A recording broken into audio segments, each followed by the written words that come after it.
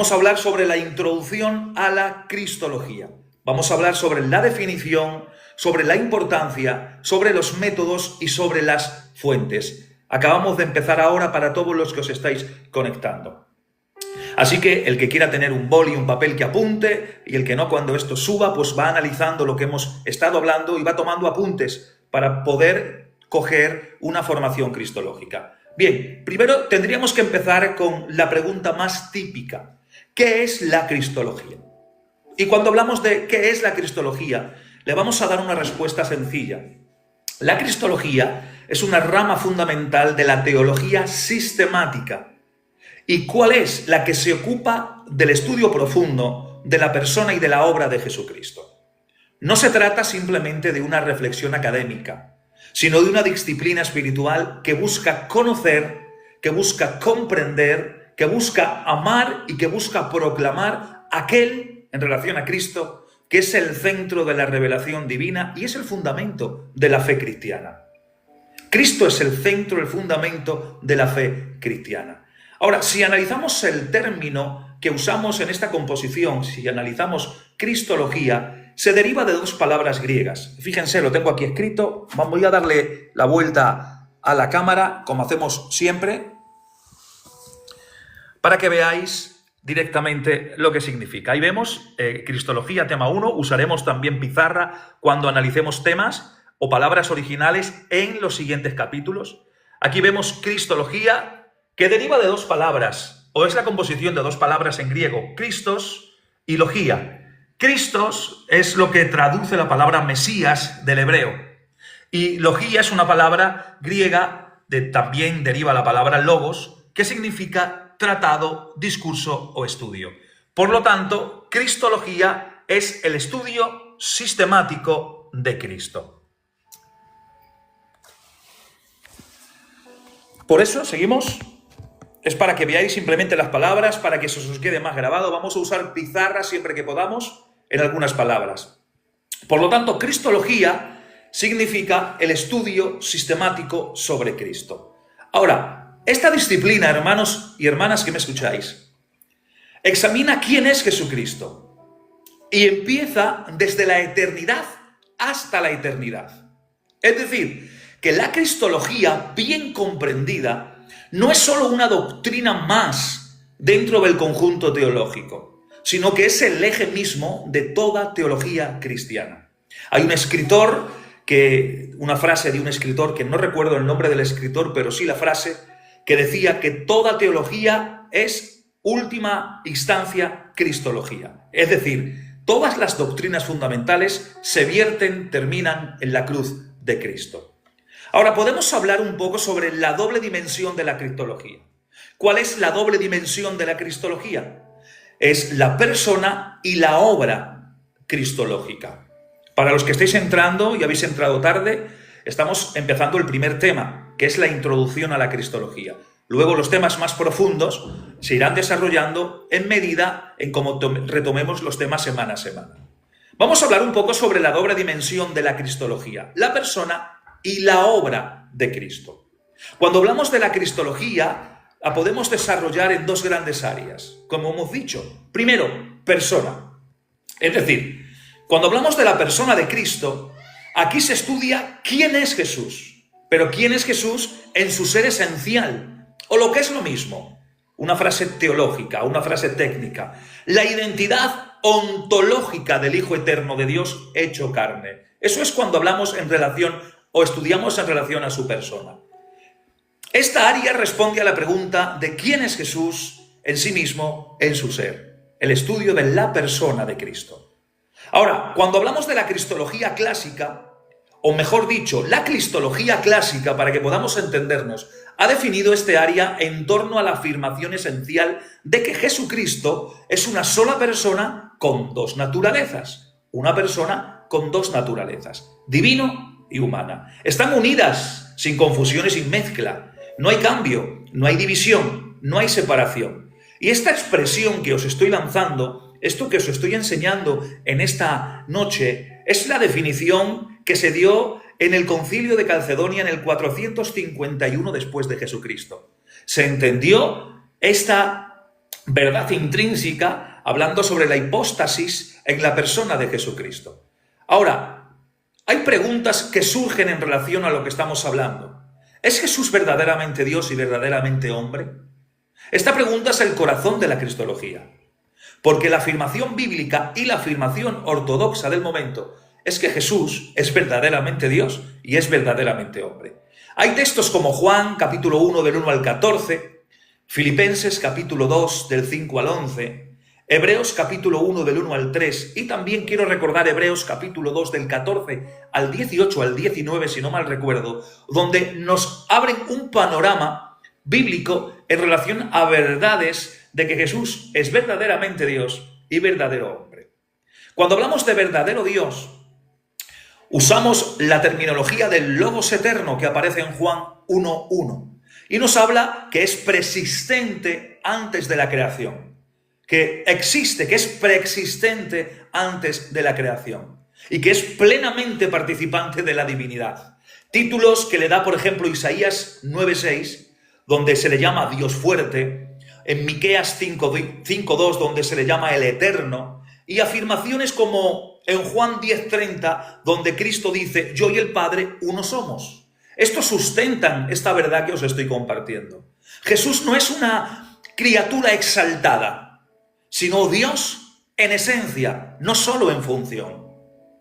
Pero también cuando hablamos de verdadero hombre, también leemos en Gálatas 4:4, leemos que Cristo fue nacido de mujer, creció en sabiduría, como dice Lucas 2:52, sintió hambre, sintió sed, cansancio, dolor e experimentó la muerte en su naturaleza humana. Por lo tanto, su humanidad no fue una apariencia, como dice la herejía del docetismo, no fue una apariencia, sino que fue plena e histórica en el tiempo.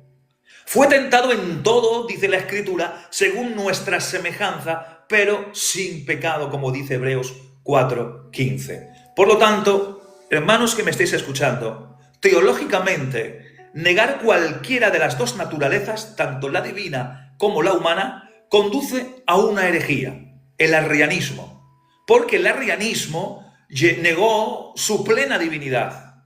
El docetismo y el gnosticismo negaron su humanidad.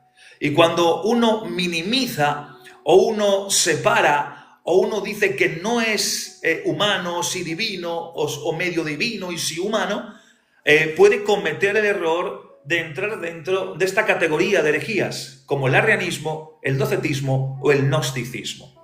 Surge otra pregunta que podemos interlazar, además, en este primer tema que estamos de contacto, de toma de contacto entre ustedes y yo.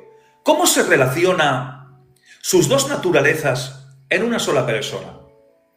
Y aquí es donde entramos o donde se aborda el misterio de la unión hipostática. Puntualizo, este tema sobre la unión hipostática lo vamos a desarrollar profundamente en el tema que corresponda cuando lleguemos a él. Ahora simplemente es un panorama, es una introducción a la cristología para entender más o menos con qué nos vamos a encontrar en este estudio o en este tema o en este curso de cristología. Pero cuando hablamos o surge la pregunta, ¿cómo se relacionan sus dos naturalezas en una sola persona? Pues es cuando abordamos o entramos en lo que conocemos como el misterio de la unión hipostática. La palabra hipóstasis es una palabra griega, evidentemente, que se refiere a la persona individual. Primero, Jesús no es dos personas, como cree la herejía del nestorianismo, que hablaba de que Jesús podían ser dos personas. Que va, sino que es una sola persona divina que asumió una naturaleza humana sin dejar de ser lo que era. Y esta unión, llamada el misterio de la unión hipostática, esta unión que se crea en la persona del Hijo, esta hipóstasis, no confunde las naturalezas. Como dice él, el eutiquianismo, que fundió la humanidad en la divinidad, es otra herejía en relación a la persona de Cristo. La persona de Cristo es la persona que más herejías se encuentra, se ha arremetido contra él a lo largo de la historia. Pero tampoco las divide, tampoco se dividen las dos naturalezas en la persona, no están divididas, como dice la herejía del nestorianismo. Tampoco las cambian o se cambian mutuamente, ambos permanecen completas pero distintas, unidas, no mezcladas, pero distintas, cada una identificada, la divina como divina y la humana como humana. No se separan, están unidas eternamente desde la encarnación, cuando asume la humanidad. Por lo tanto, decirles que el misterio de la unión hipostática lo desarrollaremos en su lección correspondiente y vamos a disfrutar porque vamos a entrar en mucha profundidad usando texto original. ¿Amén? Pero seguimos adelante para no perder mucho tiempo. Esta doctrina que estamos hablando, cristología, es fundamental para comprender primero la encarnación, la vida, la muerte y la intercesión de Cristo, porque solo un verdadero Dios puede salvar, solo un verdadero hombre puede representar al hombre, hablando en relación a la unión hipostática, dos naturalezas en la persona del Hijo. Ahora, ¿qué significan títulos que aparecen a lo largo de la vida de Cristo, a lo largo de toda la Biblia en referente a Cristo, como Hijo de Dios, como Señor, Verbo o Mesías? Cada uno de estos títulos aporta matices distintos a la identidad de Cristo. La identidad de Cristo se va revelando progresivamente a través de la Escritura. Evidentemente, toda la magnitud de la revelación e identidad de Cristo no podemos alcanzarla. No en este presente, por lo menos, pero sí lo que la Biblia nos deja ver en relación a distintos rasgos de la identidad del Hijo. Uno de los títulos que he mencionado es que se le conoce o se le llama Hijo de Dios. Ahora, atención, este nombre o este título que se le da a Cristo indica su filiación eterna. Indica su filiación eterna, pero no solamente eterna, sino consustancial con el Padre. Es decir, que comparten, tienen la misma esencia. No es creado como hijo, sino eternamente generado, como dice el Salmo 2.7 o Juan 3.16. Ahora, atención, esto no implica inferioridad. No es inferior al Padre, sino que esto es igualdad con el Padre. Por eso, dice Juan 5.18, entonces por esta causa los judíos aún procuraban matar a Jesús porque no solo violaba el día de reposo, sino que también llamaba a Dios su propio Padre, haciéndose igual a Dios, consustancial con el Padre. Otro de los títulos que se le da y que he mencionado, por hacer hoy una introducción generalizada, es Señor, Kurios en griego. Y este título es un título divino que ya parte del Antiguo Testamento y que ya se le aplica a Cristo desde allí. En Filipenses 2.11 se explica o se matiza y dice que toda lengua confiese que Jesucristo es el Kurios, es el Señor. Y Romanos 10.9 también dice que si confiesas con tu boca que Jesús por Señor, es decir, por Kurios, o sea, se le da ese título que ya viene desde el Antiguo Testamento. Y este título evoca en la identidad de Cristo, llama a la sumisión, llama a la adoración y reafirma su autoridad cósmica en el universo. Uno de los más comunes, que más conocemos, que más hablamos en relación a títulos en referencia a Cristo, es cuando se le conoce como el Verbo o el Logos en griego. Según Juan 1, del 1 al 3, vemos al Logos que es eterno, que estaba con Dios y era Dios. Y este término resalta su papel como agente creador, como revelador del Padre, y expresa una suprema expresión de Dios. El título más característico de Cristo es cuando se le conoce como Mesías o Cristo, que es la traducción de Mesías, Cristo. Es decir, es el ungido prometido en el Antiguo Testamento, el rey davídico, el sacerdote eterno, el profeta por excelencia. Y este título conecta la cristología con la historia de la redención. Y no solamente con la historia de la redención, sino también con las promesas del antiguo pacto. Ahora, surgen preguntas en todo esto, que vamos a ir respondiendo en esta introducción a la cristología del tema o capítulo número 1. ¿Es eterno? ¿Es creado? ¿Se subordinó solo funcionalmente al Padre? Tres preguntas que vamos a responder rápida y brevemente. ¿Es eterno? Evidentemente, sí. La Biblia enseña su preexistencia eterna. En Juan 1.1 dice, en el principio ya existía el verbo, si traducimos literalmente el texto original. En Colosenses 1.17 también dice que Él es antes de todas las cosas.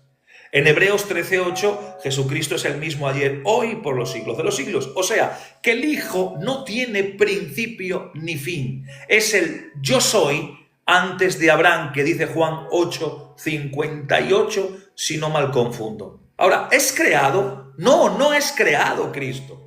El arrianismo del siglo IV enseñó que hubo un tiempo en que el Hijo no existía. Esto es una herejía. Pero esto fue condenado en su momento. Colosenses 1.15 dice que Él es el primogénito de toda la creación, lo cual no implica que fue creado, sino que tiene preeminencia, tiene autoridad sobre todo lo creado. Él creó todas las cosas, por tanto no puede ser criatura. Pero estos matices los vamos a analizar también en su origen y con profundidad cuando llegue el tema, cuando hablemos sobre el primogénito de toda la creación. Esto es una introducción para que vayamos tomando el contacto con la cristología. Otra de las preguntas que os he dejado en el aire es, ¿se subordinó al Padre? Sí se subordinó el Hijo al Padre, pero atienden bien este concepto que también lo desarrollaremos en las siguientes clases. Sí se subordinó, pero funcionalmente y temporalmente en su encarnación. Atención, la subordinación funcional no implica subordinación ontológica. ¿Qué significa esto? Que no es inferior en naturaleza, que no es menos que el Padre. Si hablásemos de una subordinación, si estuviese subordinado ontológicamente, entonces hablaríamos de que está debajo en inferioridad de naturaleza con el Padre. Pero no fue una subordinación ontológica, sino que fue funcional, en función redentora. Y fue temporal todo el tiempo que duró la encarnación. Por lo tanto, como Hijo, fue encarnado, voluntariamente se sujetó al Padre para cumplir el plan redentor. Eso es la subordinación funcional. Él voluntariamente se sujetó al Padre para cumplir el plan redentor. Como dice Filipenses, capítulo 2, del 6 al 8, y Juan 14, 28. Por lo tanto, esta subordinación terminó con su obra redentora y ahora reina glorificado en el cielo. Amén.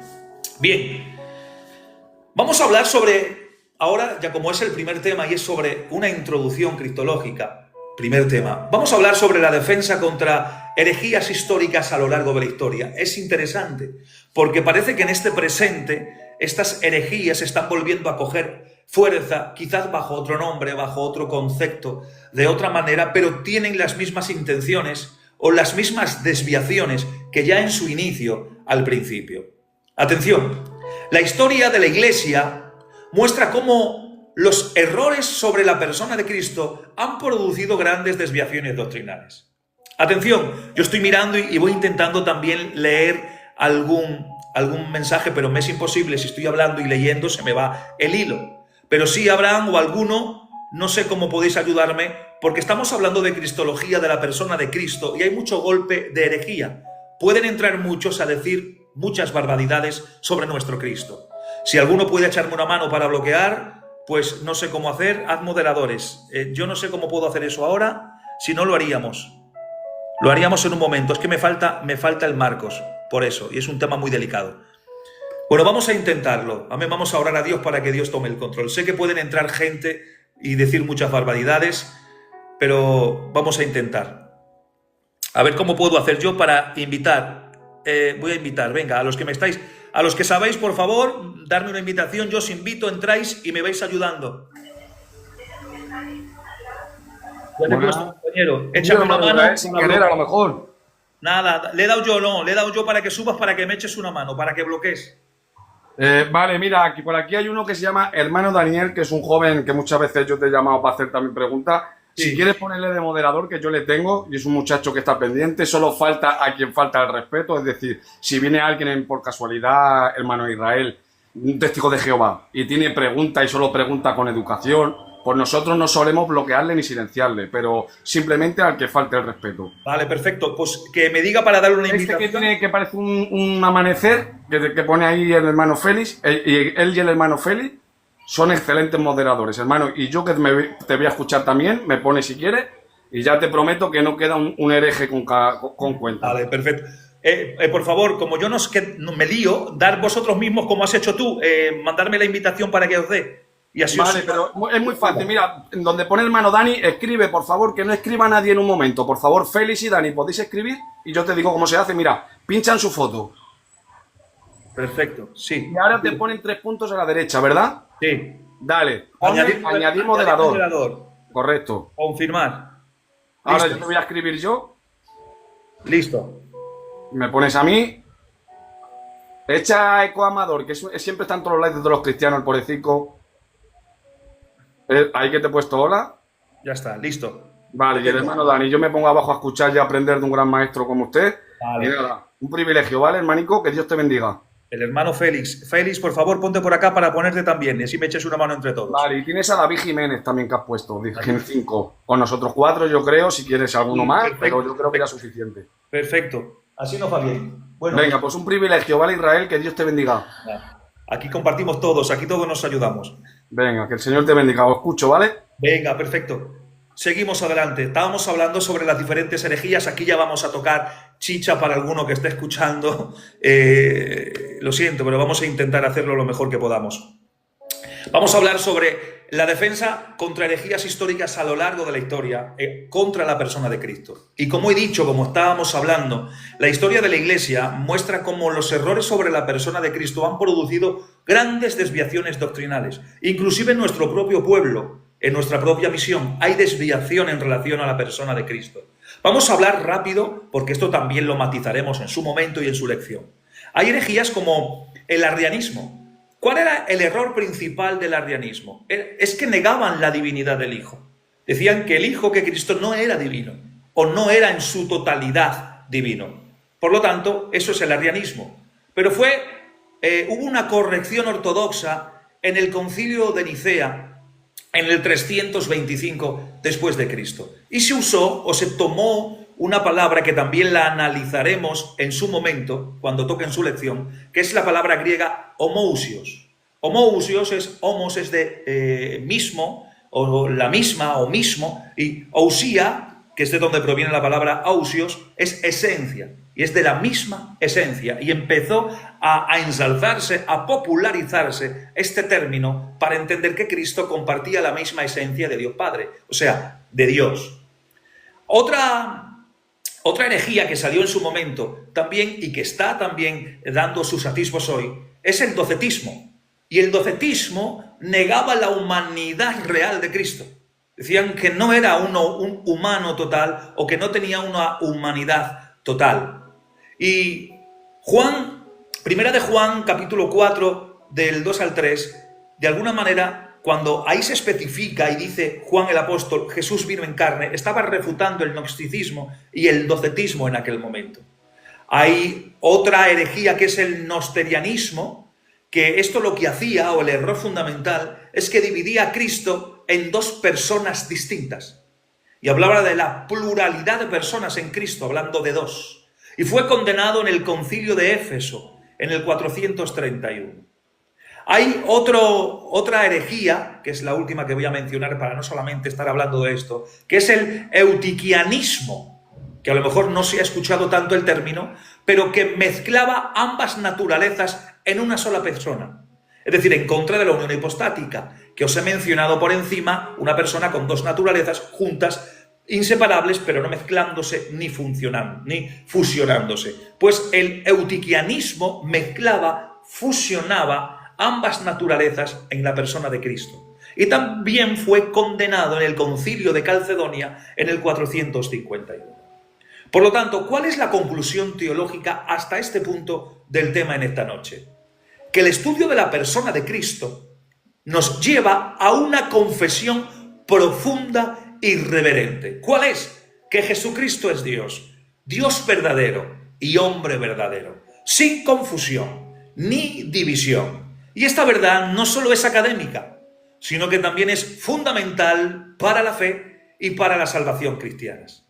Porque 1 de Timoteo 2:5 dice que solo un Cristo divino humano puede ser mediador perfecto.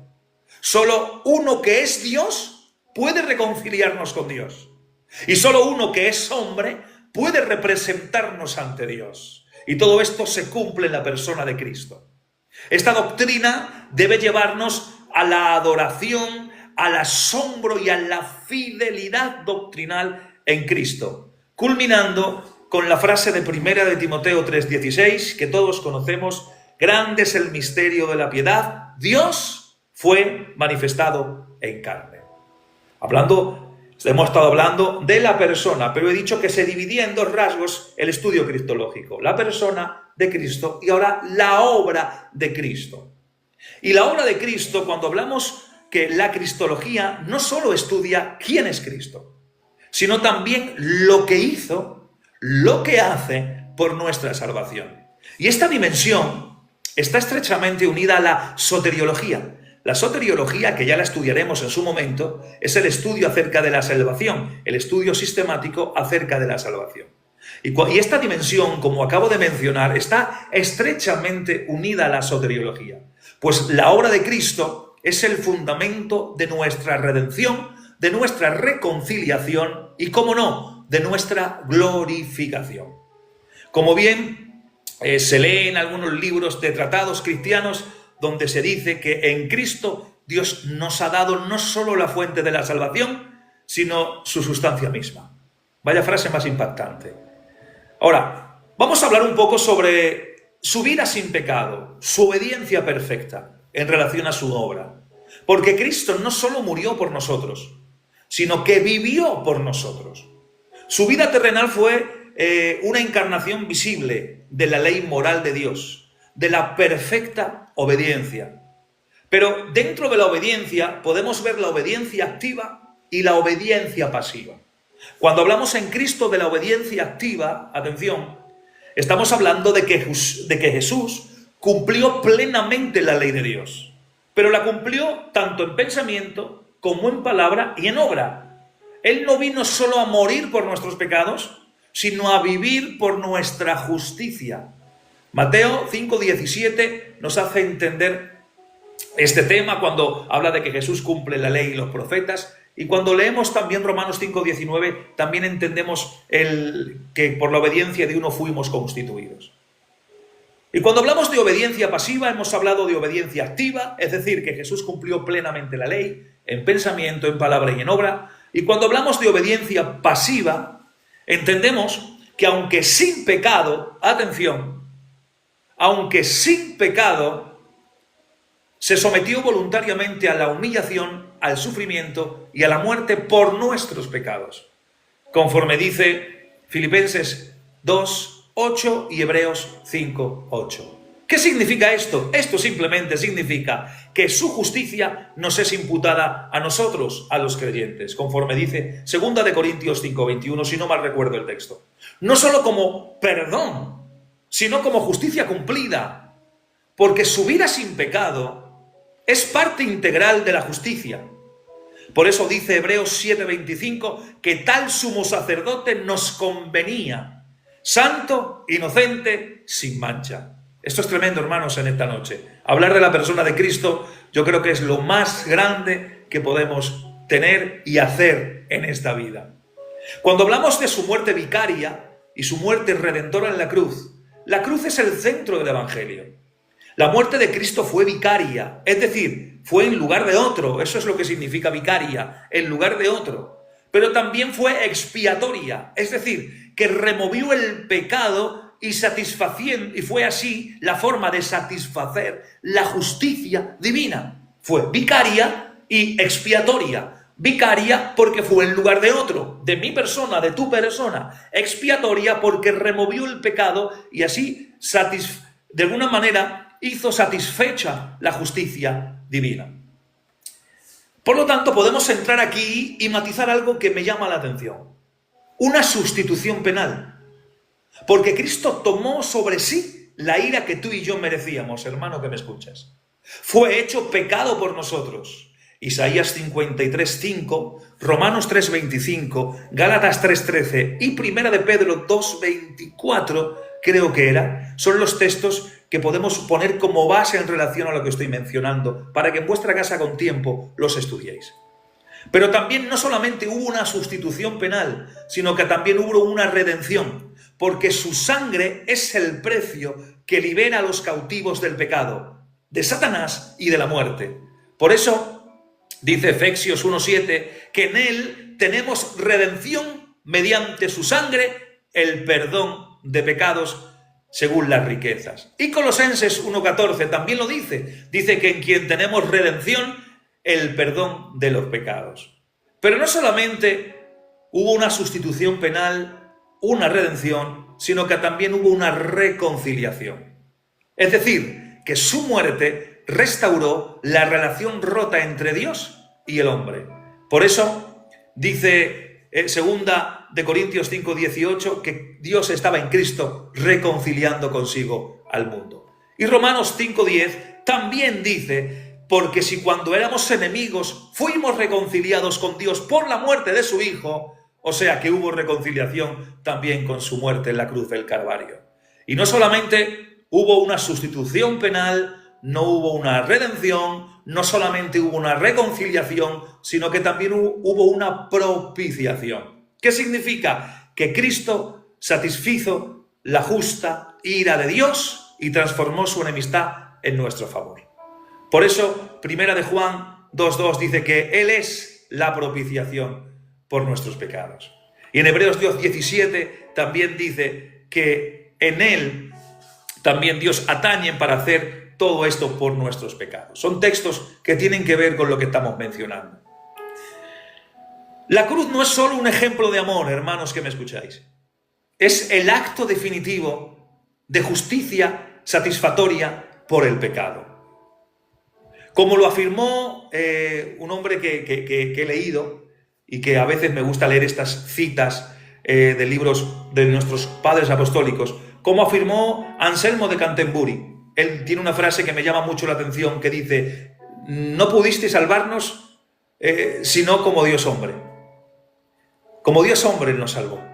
Y habla y narra un acontecimiento bonito en relación a la persona de Cristo. Bien, os he hablado de su muerte, estamos en una síntesis, en un resumen, en una toma de contacto de la cristología.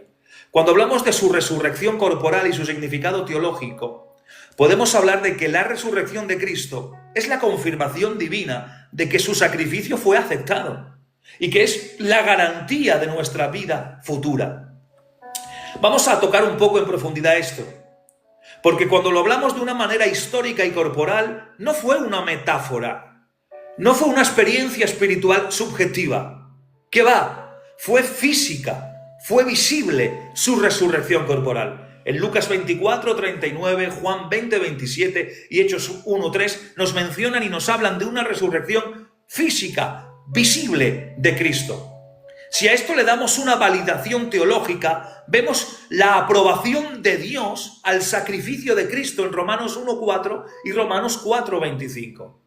También, Primera de Corintios 15, del 20 al 23, nos hablan de primicia en su resurrección. Su resurrección es el modelo y es la garantía de la resurrección de los creyentes cuando venga en el arrebatamiento de la iglesia. Atención, pero también es una victoria. ¿Por qué es una victoria su resurrección? Porque mediante la resurrección Cristo venció la muerte, Cristo venció el pecado y Cristo venció al diablo. En Hebreos 2:14, él dice que así por cuanto los hijos participan de carne y de sangre, también Jesús participó de la misma manera. ¿Para qué? Para anular mediante el poder de aquel que tenía, etcétera, etcétera, etcétera. ¿Saben ustedes el texto? Creo que mejor que yo. Y en Apocalipsis 1:18 también dice: y el que vive y estuvo muerto, pero ahora vivo por los siglos de los siglos y tengo las llaves de la muerte y del Hades. Por lo tanto, la resurrección de Cristo también fue una victoria. Por lo tanto, voy a decir algo que me llama la atención porque es una realidad. Sin resurrección no hay evangelio. Primera de Corintios 15:17, una de sus frases del texto dice: y si Cristo no resucitó, vana es nuestra fe. Por lo tanto, sin resurrección no hay evangelio. El siguiente punto que este es el bosquejo de lo que vamos a estar desarrollando en todos estos meses de Cristología que vamos a estudiar juntos. Luego de su resurrección podemos ver su ascensión, su exaltación, la intercesión y su futura venida. Vamos a intentar también matizar esto para dar los puntos que vamos a desarrollar a lo largo de todos estos meses. Cuando hablamos de la ascensión y de la exaltación, vemos que una vez que resucitó Cristo, Cristo ascendió al cielo en gloria y fue exaltado a la diestra del Padre. Hechos, capítulo 1, del 9 al 11, nos narran el evento. Y Filipenses 2, del 9 al 11, nos hablan de esa progresión de Cristo, desde el trono hacia el trono. Por lo tanto, esta exaltación en Cristo, hermanos que me escucháis, proclama su señorío universal. Cuando Cristo fue ensalzado, proclama su señorío universal sobre todas las cosas. Pero también marca el inicio de su reinado mesiánico celestial, que se aplica en un sentido espiritual a la iglesia que entra o que forma parte de esa esfera espiritualizada en bendición y promesa, donde tenemos su magnitud en el arrebatamiento y en los eventos que tienen que ver con el cielo en relación a la iglesia. Pero también es preludio de su regreso glorioso. Cuando hablamos de una intercesión, hablamos que Cristo está en una intercesión continua.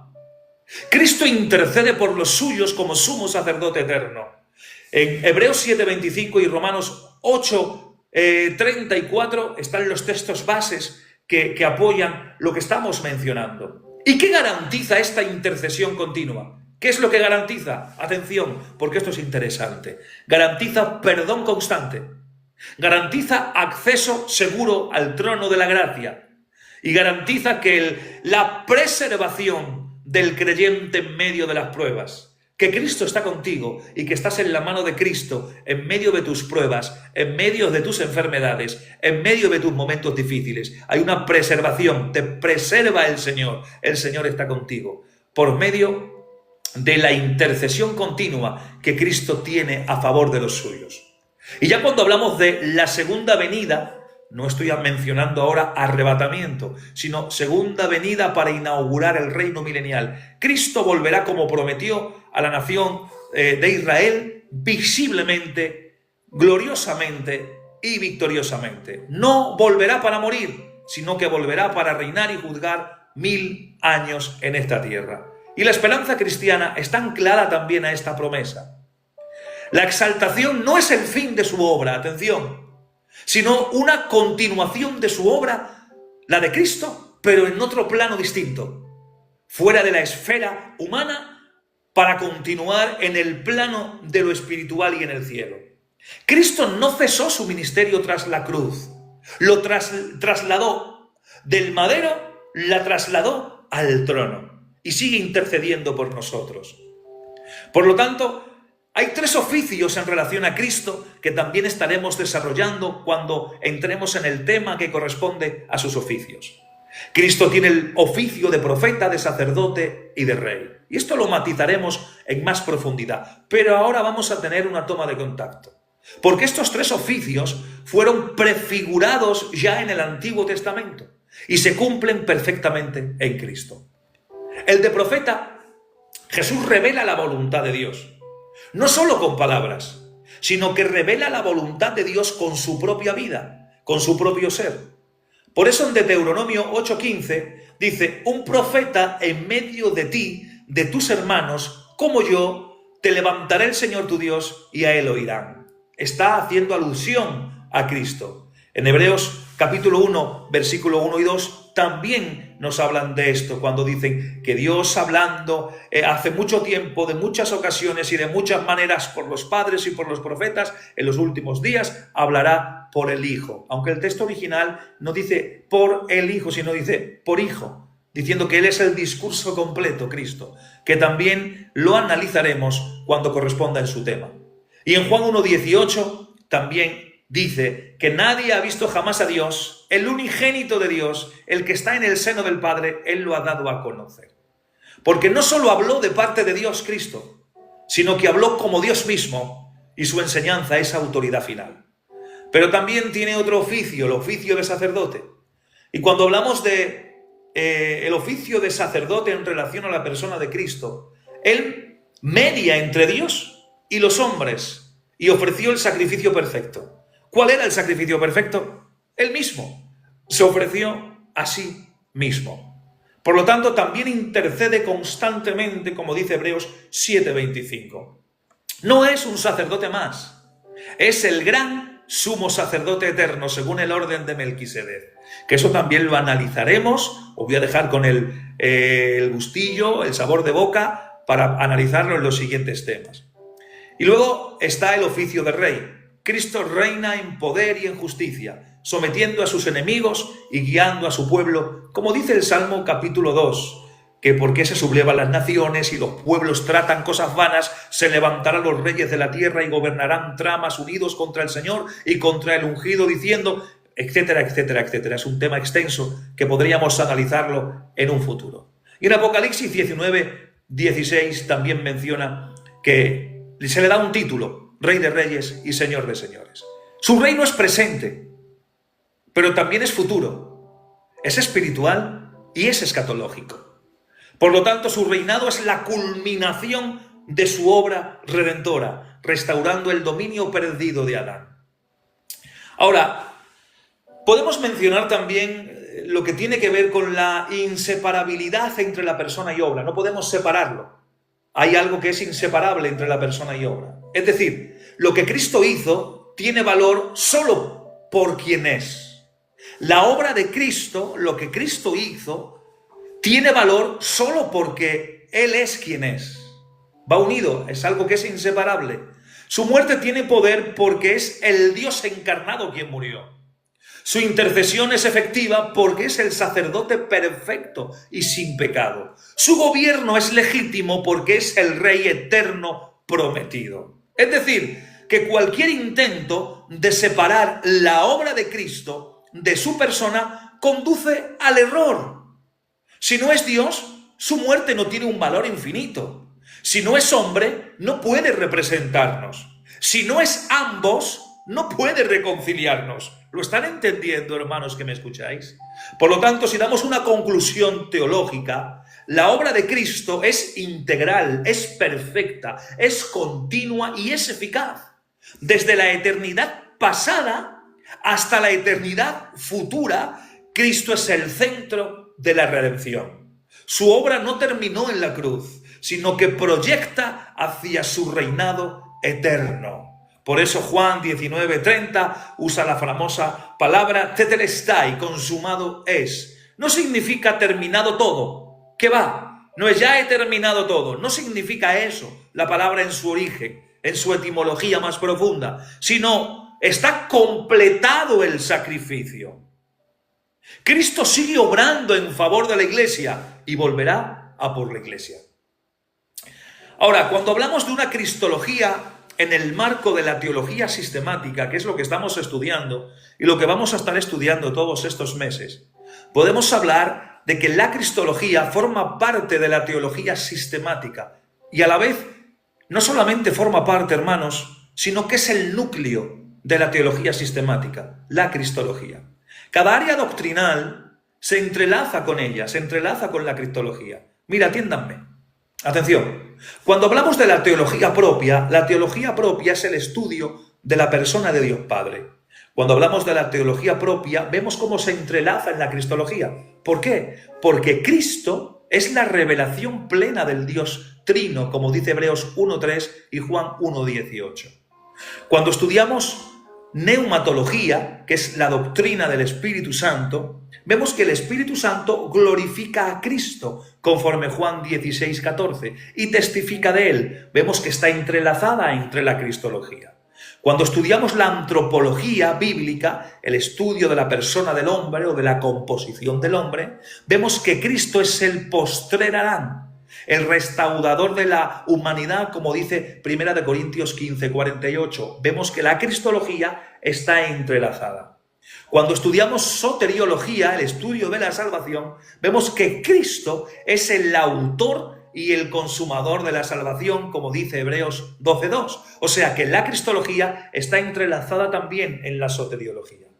Cuando estudiamos eclesiología, que es el estudio sistemático de la Iglesia y de la composición de la Iglesia, vemos que Cristo es la cabeza de la Iglesia conforme Efesios 5:23. Vemos la cristología fusionada, mezclada, enraigada con la eclesiología. Y cuando estudiamos escatología, los eventos finales, vemos que Cristo es el juez venidero, es el Rey glorioso, es el esposo que regresa. Por lo tanto, está entrelazada la cristología, es el núcleo de todas las doctrinas sistemáticas conocidas y por conocer. Por lo tanto, no se puede concebir una teología cristiana sin una cristología robusta, fuerte, bíblica y verdadera. De hecho, atención, las grandes desviaciones teológicas, las más graves a lo largo de los siglos, han surgido casi sin excepción de una comprensión deficiente, de una comprensión errónea de la persona y de la obra de Cristo.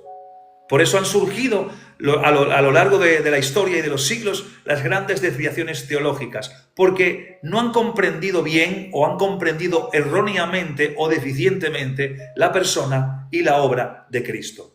Ahora, voy a tocar una parte interesante que quizás a lo mejor alguno no lo ha leído, no lo ha estudiado, y aquí pues tenemos una toma de contacto. Vamos a hablar sobre la cristología alta y la cristología baja. ¿A qué hace referencia este concepto? ¿Qué es lo que habla? Los estudiosos contemporáneos, especialmente los del siglo XIX, hacían esta distinción en los que algunos llamaban cristología alta y cristología baja. Vamos a hacer una distinción para que podáis entender a qué me refiero o a qué se refiere el estudio en relación a esto con la persona de Cristo. Cuando hablamos de cristología alta y de cristología baja, esta distinción puede ser útil, atención, puede ser útil para el análisis literario o histórico. Pero atención, es peligrosa si se lleva a dividir lo que la Escritura presenta como un todo. ¿Amén? O sea, si con esta forma con este conocimiento o con esta forma pensativa dividimos lo que la Escritura presenta como un todo, es peligrosa. Pero es útil para poder hacer un análisis literario o histórico de la persona de Cristo. Una cristología bíblica debe abrazar ambos aspectos. Jesús es verdadero Dios y verdadero hombre, en perfecta unidad y sin confusión. Una cristología bíblica debe abrazar ambos aspectos. Ahora, atención, vamos a dar definiciones de los términos. Cuando hablamos de cristología alta, es aquella parte de la divinidad, de la preexistencia y de la gloria celestial de Cristo, subrayando su naturaleza eterna como Hijo de Dios encarnado. Es lo que toca la parte de la divinidad, la parte de la preexistencia, la gloria celestial, subraya la naturaleza eterna del Hijo de Dios encarnado. Y este enfoque aparece especialmente en el Evangelio de Juan, Juan capítulo 1, Juan capítulo 8 y Juan capítulo 10. Aparece en ese enfoque en el Evangelio de Juan. También aparece en las cartas paulinas este enfoque, Colosenses capítulo 1 y Filipenses capítulo 2. Aparece también en las epístolas a los Hebreos, Hebreos capítulo 1 del 1 al 3, el mejor ejemplo. Y también en la teología juanina o juánica en general, pero especialmente en Apocalipsis capítulo 1 y capítulo 22. Y cuando hablamos de la cristología baja, es aquella parte que habla o que estudia o que intenta de alguna manera entender lo que es la humanidad histórica, el crecimiento, la experiencia terrenal de Jesucristo, resaltando su vida real en el tiempo y en el espacio, tal como lo presentan los evangelios sinópticos, Mateo, Marcos y Lucas, como lo presentan los Hechos de los Apóstoles, en la proclamación inicial del capítulo 2, versículo del 22 al 36, si no mal recuerdo, y algunos académicos, en estas dos partes, algunos académicos que estudian en diferentes seminarios, ven una forma más histórica de Jesús en estos textos, sin negar evidentemente su divinidad. Ahora, esta distinción ha sido fomentada especialmente por teólogos liberales, por teólogos críticos y también por teólogos modernos. Os doy algunos nombres por si tenéis algún libro o algún formato de ellos, para que sepáis que hacen estas que demarcan estas dos divisiones de Cristo. Como F.C. Baur, Adolf von Harnack, Rudolf Bultmann, estos hombres que me vienen ahora a la memoria, hay alguno más que no recuerdo, son teólogos liberales y críticos modernos que adoptan o que hacen o que fomentan esta distinción.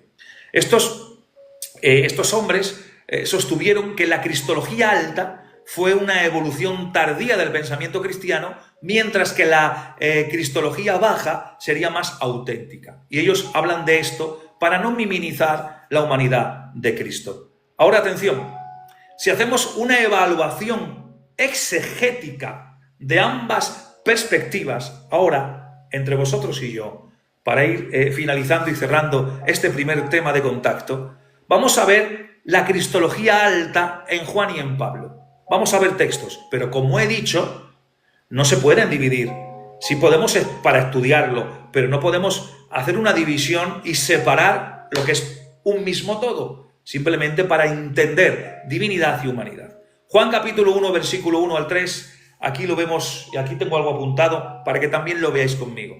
Vamos allá, voy a cambiar la cámara y así lo hacemos juntos. A ver, aquí está.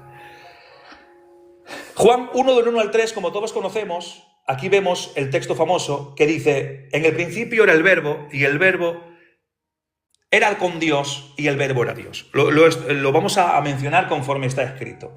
Y este texto utiliza, como aquí veis escrito, 3 afirmaciones progresivas. 3. Para establecer que el Logos, o que el verbo, que Cristo, es eterno. Aquí está, es eterno. Segundo, es distinto del Padre, y es consustancial con el Padre. Tercero, consustancial con el Padre. Y en este texto de Juan 1:3 vemos 3 afirmaciones progresivas. Es eterno, el texto griego es enargé es en el principio, pero este argé no solamente habla de principio, sino habla de principio sin origen. Por lo tanto, está hablando de eternidad. Y nos está hablando de que Cristo, el verbo, es eterno en argé. Pero también dice que es distinto del Padre. ¿Por qué? Dice pros, ton, teon. Es distinto del Padre. Y el verbo era con Dios. Y este con Dios es una preposición que se podía traducir por cabe, por frente a frente, por comunión perpetua de distintas personas. Por eso es distinto del Padre. Pros, ton, teon. Y luego también nos habla de que y el verbo era Dios. Por lo tanto, habla de una consustancialidad. Consustancial con el Padre. Aquí está kai y teos, Dios era el verbo. Y el verbo era Dios. Está invertido para poder especificar de que son 2 personas diferentes, pero que comparten la misma sustancia. Por lo tanto, es consustancial con el Padre. Y vemos que en Juan 1, del 1 al 3, vemos estas 3 afirmaciones progresivas. Eterno, energé, distinto del Padre, prostonteón, y consustancial con el Padre, kai, teos, en hologos. Amén.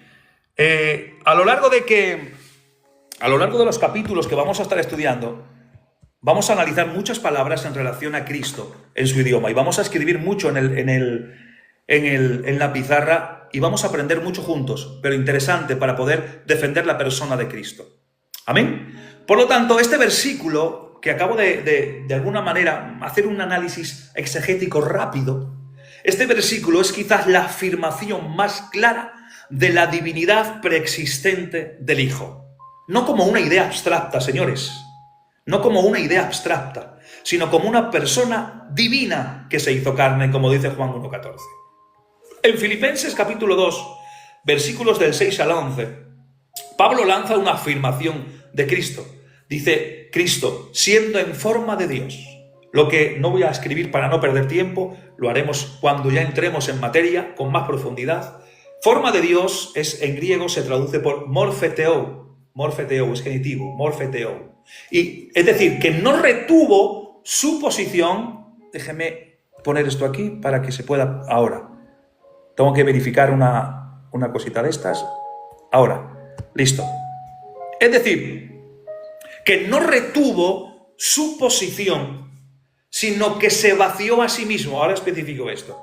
Y es lo que comúnmente se conoce técnicamente como kenosis o el vaciamiento. Pero atención, está mal interpretada o se le ha hecho un hincapié muy fuerte a esta palabra griega sobre el vaciamiento de Cristo. Porque kenosis no implica pérdida de la deidad, no implica disminución de la deidad, no implica abandono de atributos incomunicables que pertenecen a la esencia de la deidad. No. ¿Qué implica kenosis? Kenosis, el texto keno en griego, implica que hizo una asunción de humanidad, una humillación funcional. Asumió humanidad, tomó una humillación funcional, y el texto termina diciendo, o termina con una glorificación que afirma su señorío universal, que es un lenguaje que solo es atribuido, señores, a Dios. Porque Isaías 45, 23 dice, atención, por mí mismo he jurado y ha salido de mi boca en justicia una palabra que no será revocada, que ante mí se doblará toda rodilla y toda lengua jurará lealtad. Es un lenguaje que solo se atribuye a Dios. Y eso lo vemos en la Cristología alta. Cuando estudiamos o vemos Cristología baja en los gnósticos en relación a su humanidad, vemos que en Lucas 2:52 vemos que Jesús, dice el texto, crecía en sabiduría y en estatura y en gracia para con Dios, y no solamente para con Dios, sino también para con los hombres. Y esto muestra un desarrollo humano real. Y en este desarrollo humano real se incluye el crecimiento físico, el emocional y el espiritual, evidentemente. Ya analizaremos esto en su tema.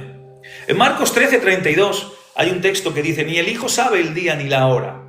O sea, vemos ahí desconocimiento, que ya hablaremos sobre la comunicación de propiedades de las dos naturalezas en la persona del Hijo. Ya hablaremos de eso en el tema cuando toque. Este texto que acabo de mencionaros ha sido usado por críticos como indicio de una subordinación o de una ignorancia divina. Pero es mejor entendido como parte de la humillación voluntaria de Cristo, señores. Quien en su encarnación asumió límites humanos sin dejar de ser Dios. Cuando Cristo se hizo hombre, atención, no se humilló. La humillación no vino por hacerse hombre, vino por hacerse siervo. Pero para hacerse siervo, tuvo que tomar humanidad, tuvo que encarnarse, tuvo que hacerse hombre. La humanidad limitó el uso prerrogativo de ciertos atributos incomunicables en la medida en cómo se tenían que ejercer y manifestar en su ministerio terrenal de redención. Pero la humanidad no humilló a Cristo, sino que limitó aspectos prerrogativos.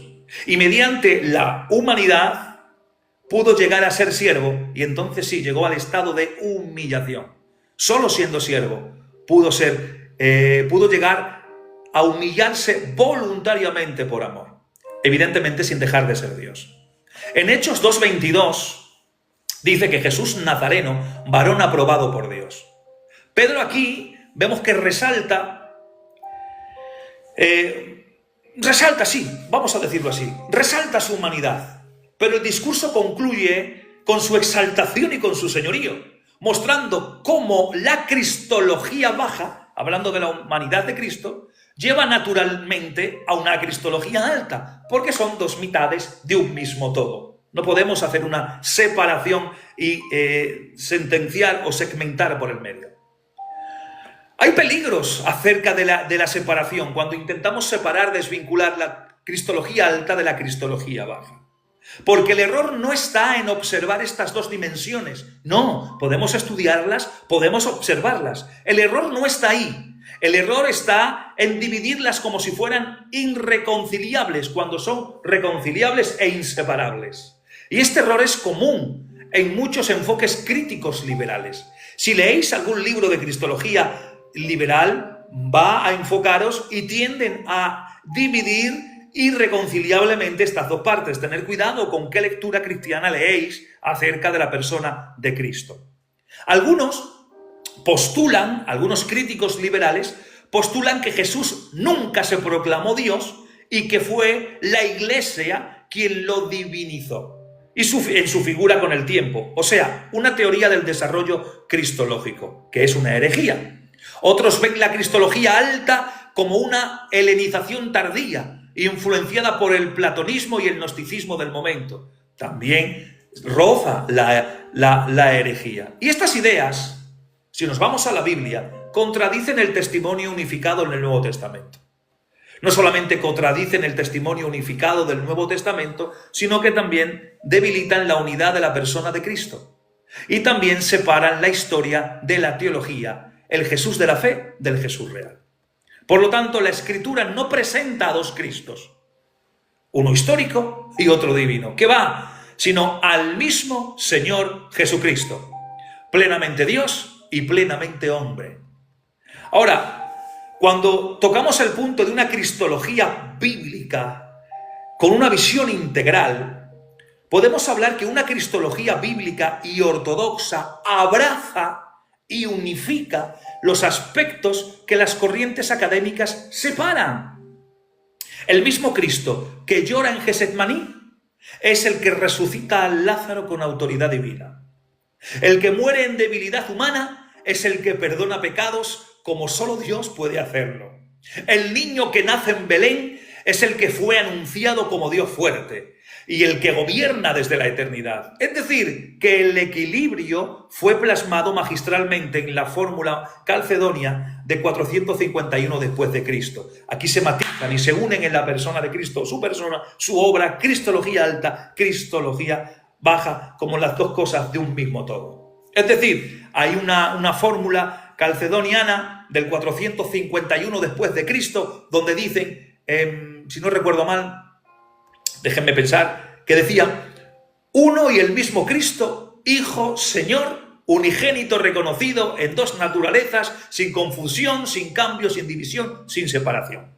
Y eso es una fórmula, fue un texto, fue una expresión que se matizó en el 451.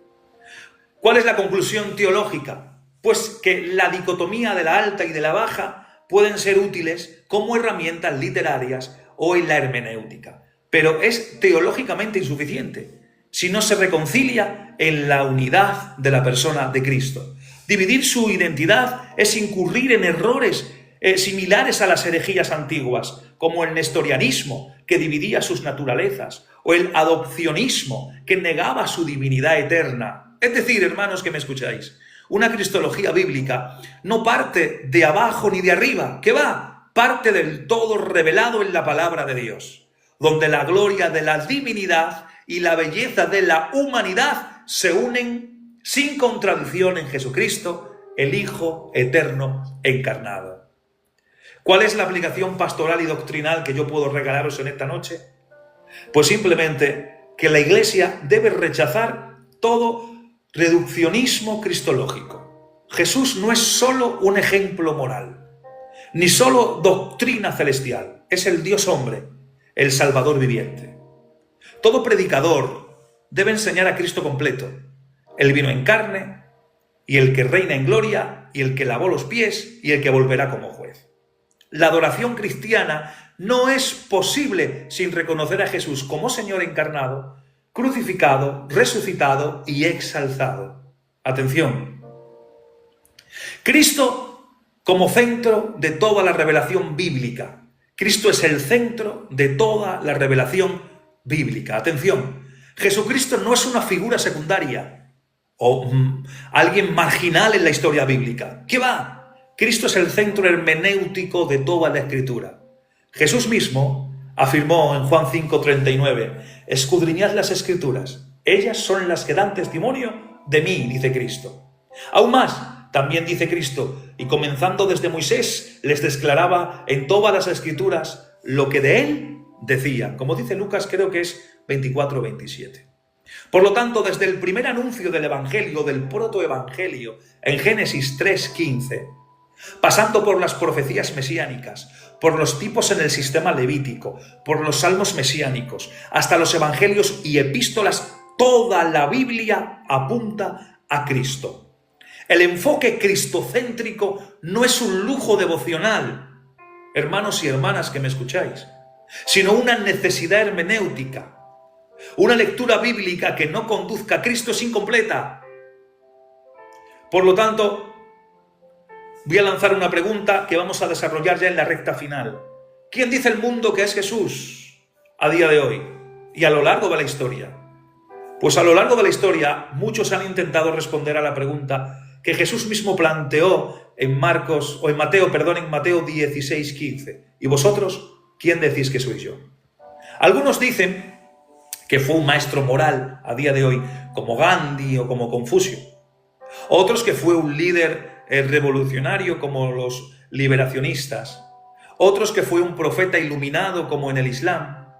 Otros más lo reducen a un mito o un símbolo religioso. Pero la Biblia no deja lugar a ambigüedades. Jesús es el Cristo, el Hijo del Dios viviente. Mateo 16:16. Jesús es el Verbo que era con Dios y era Dios y se hizo carne.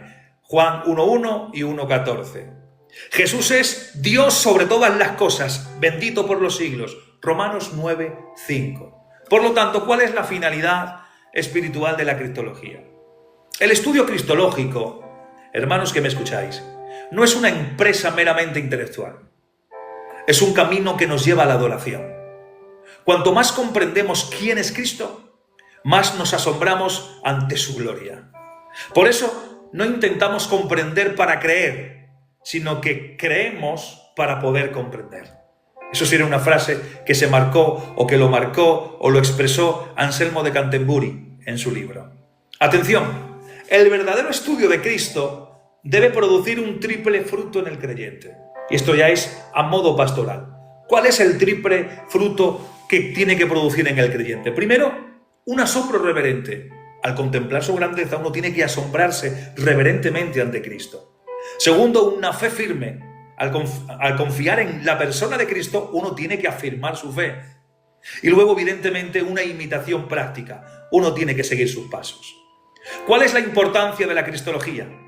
Que la cristología no es simplemente un capítulo más dentro de la teología cristiana, sino es el corazón, atención, palpitante de toda la doctrina cristiana. Atención, comprender quién es Cristo y lo que ha hecho Cristo es fundamental para tener una fe bíblica, una predicación fiel en los ministerios y una espiritualidad saludable y una iglesia doctrinalmente sólida, sin dejarse de mover por vientos extraños.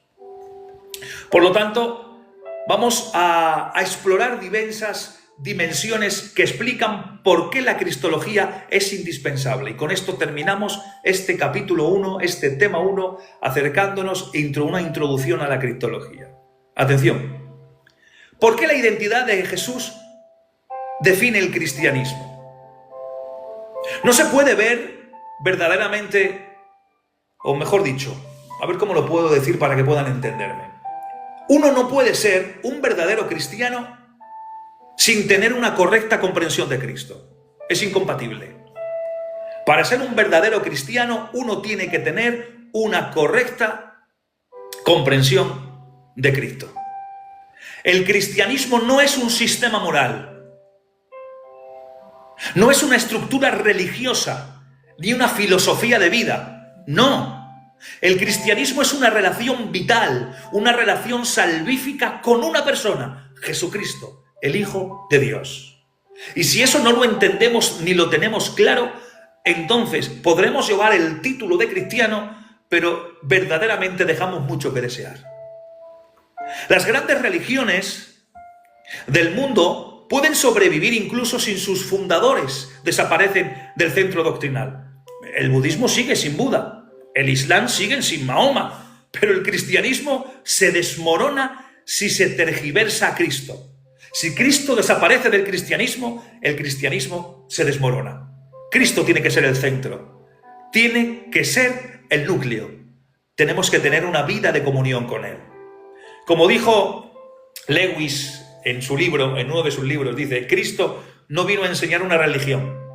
Él vino a ofrecerse a sí mismo como el camino, la verdad y la vida. Y eso es así realmente, conforme a la Escritura. También la salvación no está basada simplemente en tener solo una experiencia religiosa, sino en creer la verdad revelada sobre Jesucristo. Un Cristo reducido, un Cristo deformado, no puede salvar. Jesús mismo afirmó: si no creéis que yo soy, en vuestros pecados moriréis, dice Juan 8:24. Y en Juan 14:6 dice, si no mal recuerdo, que nadie viene al Padre si no es por mí. Por lo tanto, el apóstol Juan declara que quien niega a Jesucristo, que ha venido en carne, es del espíritu del anticristo. Y Pablo advierte contra otro Jesús o otro espíritu o otro evangelio en 2 Corintios 11:4. Por lo tanto, hermanos y hermanas que me escucháis, la cristología no es un lujo académico, sino un asunto de vida o muerte eterna. Cada doctrina tiene su raíz, pero no solamente tiene su raíz, sino su aplicación en la persona y en la obra de Cristo, como hemos analizado hace unos minutos atrás. La Trinidad nos revela a Cristo como el Hijo eterno. La creación es por medio de Cristo. La revelación alcanza su plenitud en Cristo. La redención es consumida por Cristo. La escatología culmina en el retorno de Cristo. Todo envuelve a Cristo. El centro es Cristo. Todo pasa por Cristo. Todo termina en Cristo y todo empieza en Cristo. No es exagerado decir que todas las verdades bíblicas encuentran su centro y su eje en Cristo. No es exagerado decir, es una realidad bíblica y es una realidad sistemática. La cristología es entonces la lente por la cual todo debe ser interpretado. Desde el primer sermón en Pentecostés, la proclamación cristiana se centró en la persona y en la muerte y resurrección de Cristo. El primer sermón no habló de nada más que de la persona, la muerte y la resurrección de Cristo. Cristo es el centro del Evangelio. Es cristocéntrico. La cristología fue el contenido principal de los mensajes apostólicos, porque Cristo es el mensaje del Evangelio, como dice 1 Corintios 15 del 3 al 4. El apóstol Pablo no vacila al decir: me propuse no saber entre vosotros cosa alguna, sino a Jesucristo y a este crucificado, como él mismo dice en 1 Corintios 2:2. Es decir, me propuse no saber entre vosotros cosa alguna, sino a Jesucristo. También en Colosenses 1:28 extracto una frase de ahí que dice: a Cristo anunciamos. Y en Filipenses 1:21, el texto más impactante para mi persona, dice: para mí el vivir es Cristo. O sea, todo es Cristo. Toda predicación que no eleva a Cristo está incompleta.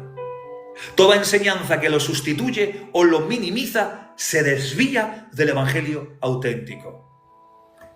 Pero también a lo largo de los siglos, las desviaciones doctrinales, las más sutiles, las más destructivas, han tenido su raíz en errores cristológicos.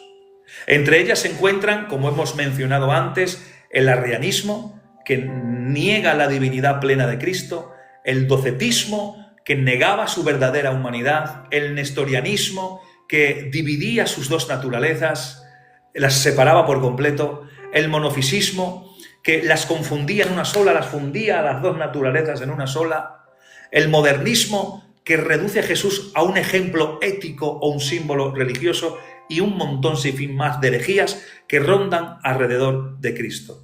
Por lo tanto, estas y otras herejías llevaron a la formulación de los grandes credos históricos, el de Nicea, el de Calcedonia y alguno más.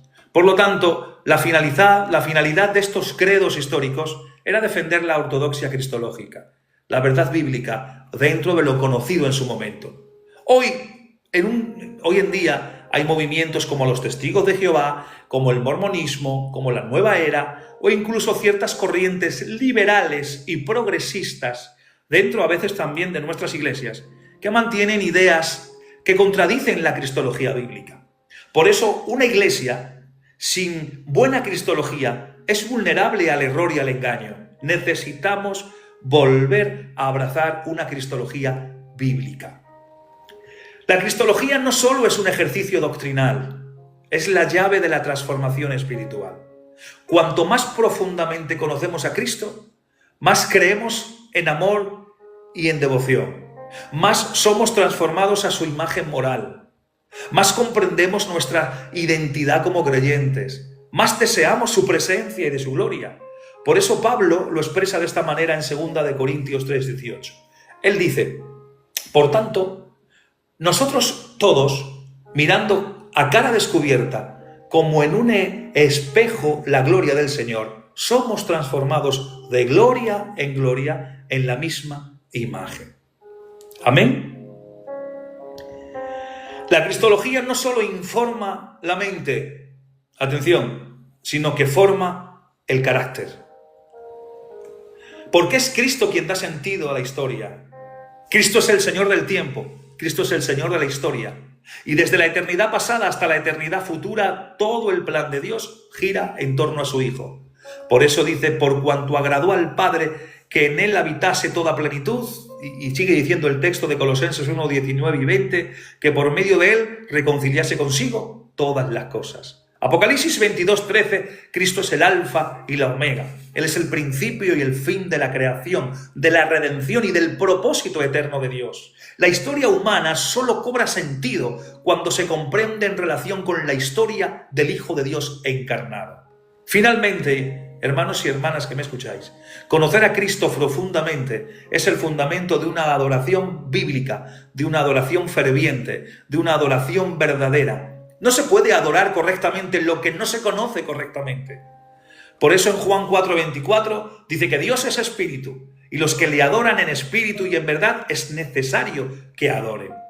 Una iglesia con una cristología débil tendrá una adoración superficial o una adoración distorsionada. Pero donde Cristo es exaltado, el pueblo de Dios florece en reverencia, en pasión y en entrega total. ¿Cuál es la conclusión en esta noche de esta primera toma de contacto, en este primer tema cristológico? Nos quedan muchas semanas y varios meses de estudio. Atención. Estudiar a Cristo no es solo un acto de disciplina intelectual o teológica. Es una necesidad vital para todo hijo de Dios, para todo predicador, para todo maestro, para todo creyente. De nuestra comprensión de Cristo depende nuestra salvación, depende nuestra misión en la tierra, depende nuestra fe, nuestro culto diario, depende nuestra esperanza. Como dijo uno de los grandes padres de la Iglesia, no hay salvación fuera de Jesucristo, no hay Jesucristo sin la verdad sobre quién es Él. Amén. Por lo tanto, o por eso, la cristología no es opcional, hermanos, que os invito a estudiar conmigo en estos meses. Es esencial, no es un añadido, es el centro. No es una teoría, es la verdad que salva, la verdad que santifica, la verdad que glorifica. Y teníamos un puntito más que tocar, quería hablar sobre los métodos de estudio cristológicos, el método bíblico-teológico, el método dogmático o sistemático, el método histórico-dogmático, el método exegético o gramatical histórico, y uno más creo que me viene a la mente, que era el método existencial o personalista, que este era con precaución, que muchos hoy lo están usando y es una distorsión. Pero por falta de tiempo no quiero perder mucho más tiempo, amén, porque mañana tengo que madrugar a las 4:30 de la noche para salir a las 5. Por eso quiero estar unos minutos para responder algunas preguntas en relación a esto. Veo que la hermana Juncal dice, esto es muy difícil. Esta toma de contacto, sí, estamos estudiando cristología de una manera académica o sistemática, pero vamos a intentar desarrollarlo, ahí está, ladrillo a ladrillo, como dice, escudriñemos la Biblia, ladrillo a ladrillo, vamos a ir poniendo todo lo que es la teología sistemática que abraza la Biblia, que nos enseña la Biblia, en el nombre de Jesús. Por eso, antes de finalizar, voy a dar unos minutos. Si hay alguna pregunta, en relación a lo que hemos estado dando, aunque creo que las preguntas van a empezar a surgir a partir del tema 2, que vamos a hablar sobre la preexistencia del Verbo, sobre la preexistencia del Hijo, y ahí sí habrá preguntas. Yo creo que a lo mejor ahora puede haber alguna pregunta, pero que quizás no se relacione con lo que hoy hemos estado impartiendo, que es una toma de contacto. Amén, pero sí voy a dejar unos minutos, y si no, pues finalizamos, para poder también descansar, aunque sea dormir 4 horitas. Pepe, Dios te bendiga, gracias por tus palabras. No es fácil la cristología. Claro que sí, negaban la divinidad, por eso se escribió Primera y Segunda de Juan, el gnosticismo que había en aquel momento, claro que sí. Gracias, Félix, gracias. Vamos a estar todas las semanas. El tema 2 que viene, esto ha sido una aproximación. Mañana, y si no es mañana, a muy tardar pasado, ya lo subo al YouTube, que tengo asociado al perfil, al canal de TikTok. Lo voy a subir como he subido toda la escatología que hemos estado dando todo este tiempo atrás. Amén, pero esto vamos a hacerlo de una manera académica, de una manera sistemática, o sea, vamos a estar tocando profundidad cristológica, así que no se lo pierdan, ¿vale? Todas las semanas, aunque luego se sube, pero en directo si hay preguntas, porque luego hay cosas que yo corto a la hora de subir, corto a lo mejor ciertas cosas y dejo solamente el material, y el que no esté en directo se pierde a lo mejor las preguntas interactivas. Gracias, en presencia mi refugio, muchas gracias por vuestras palabras. Voy a intentar hacerlo los viernes. No sé si estáis más de acuerdo los viernes o los lunes.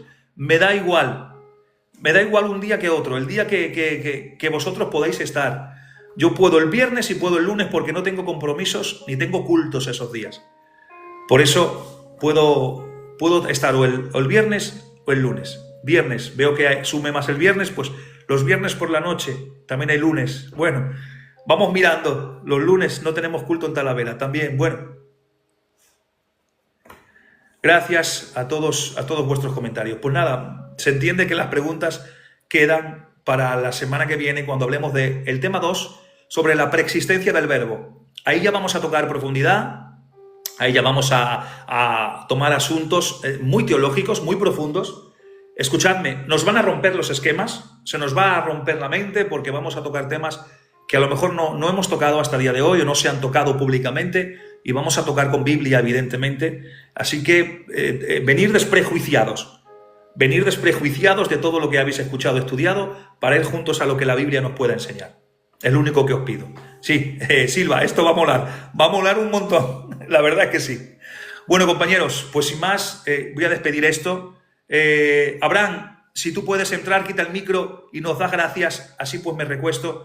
Y ya la semana que viene ya miraremos si viernes o lunes, que mejor, el día que mejor sea, pues yo voy anunciando como siempre, compañeros. Y que Dios os bendiga a todos los que habéis estado conmigo en esta noche y a los que vais a ver esto en diferido. Abraham, adelante. Te damos gracias, Dios mío, por esta noche, Dios mío. Gracias por esta palabra de estudio que hemos tenido por Israel, Dios mío. Te pedimos que tú lo bendigas, Padre. Te damos gracias, Padre, y podamos descansar en esta noche en tu presencia, Dios mío. Gracias por cada uno de mis hermanos que se encuentran con nosotros, Padre. Gracias por todo, en el nombre de Jesús. Amén. Amén. Pues que Dios os bendiga mucho, un saludo, un abrazo y que Dios os bendiga grandemente.